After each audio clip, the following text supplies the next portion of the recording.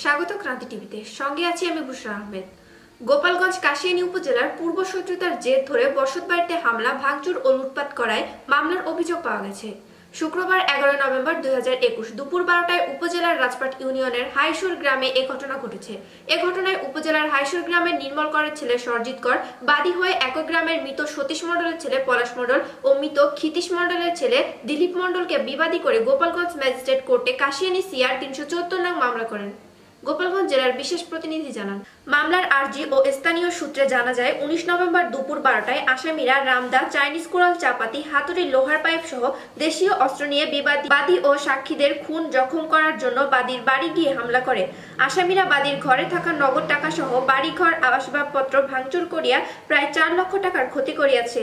মামলার বাদী সরজিৎ কর বলেন, আসামিরা আমাকে খুন জখম করার জন্য আমার বাড়ি গিয়ে হামলা করে।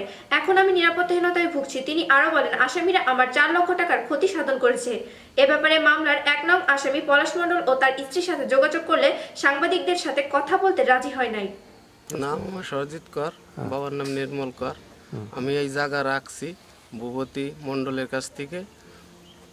এই জায়গা আমার দখল, আমি গেলে ওই ঘরেতে চুরি চাষরামি মানে অবৈধ ব্যবহার করে, সেই জন্য আমি ওখানে থাকতে পারি না। তার জন্য সরকারি আশ্রয় নিয়েছি।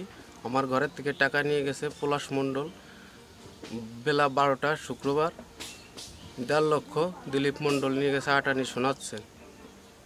তার জন্যে আমি সরকারি আশ্রয় নিচ্ছি। বলেন, ওই ঘরে আমাদের থাকবার জন্য যে বাল্ব ছিল, কারেন্ট ছিল, সে বাল্ব নিয়ে গেছে চুরি করিয়া। ওই টাকা পয়সা দিয়ে বাল্ব নিয়ে গেছে, বাল্ব চুরি করি। টাকা 5,000 টাকা রাখি গেছে। ওই টাকাটা ওই চালির ভেতর থেকে নিয়ে ওর মার কাছে দিয়েছে। ওর মার কাছে দিলে পরে ওই টাকাটা ওর মা খরচ করে ফেলছে, নগদ খরচ করে ফেলছে। খরচ করার পরে ওই টাকাটা মানে ওই চাপ দিয়ে কায়দা করে ওই দিলীপ মণ্ডলের ছেলের কাছ থেকে গেলে ওই টাকাটা স্বীকার করাইছে।